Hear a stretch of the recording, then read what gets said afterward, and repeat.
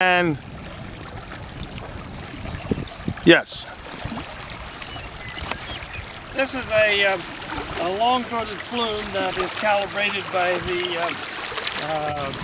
process wind flume that is maintained by the Bureau of Reclamation in Denver. And what I've installed here is a sill and a ramp.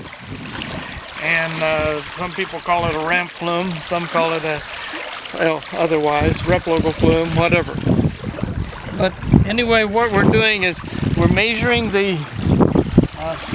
head of water through little holes in the static pressure tube that's being siphoned into this cup. And this is the head we need upstream. That's where a wall gauge would be ordinarily. And we're bringing, and rather than using surveying instruments, I'm just bringing that siphon level into this cup, which is above the what we call the sweet spot. It's about 1/4 of the way up the flume and in the middle. So it doesn't matter if it's tilted a little bit or a little any direction. It's fairly tolerant. So I now have measured that distance from the floor into the cup.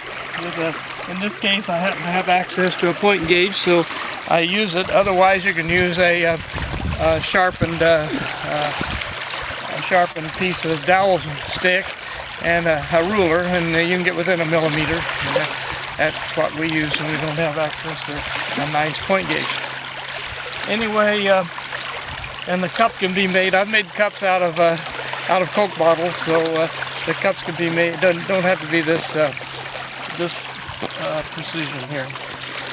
So that's about the whole story. Is So how do you then take the measurement and turn it into a CFS measurement? Well, I have to take this depth that the water is above the sill here.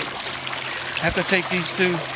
The depth up here is siphoned to here, and that depth then is I've entered in the table that is computed by the wind flume, and that's where I get that number.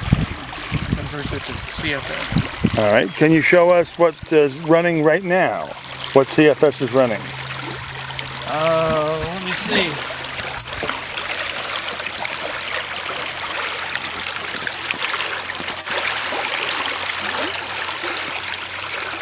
When I subtract the 0 away, I'm ending up with a net of 0.7 to 3 feet of depth. And when I put that into the computer table over here,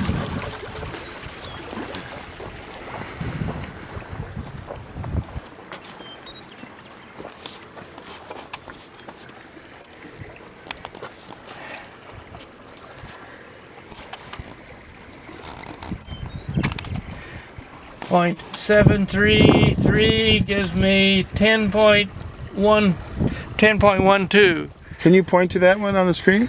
10.12 Thank you so much. CFS. And of course Thank you, Dr. Replogle.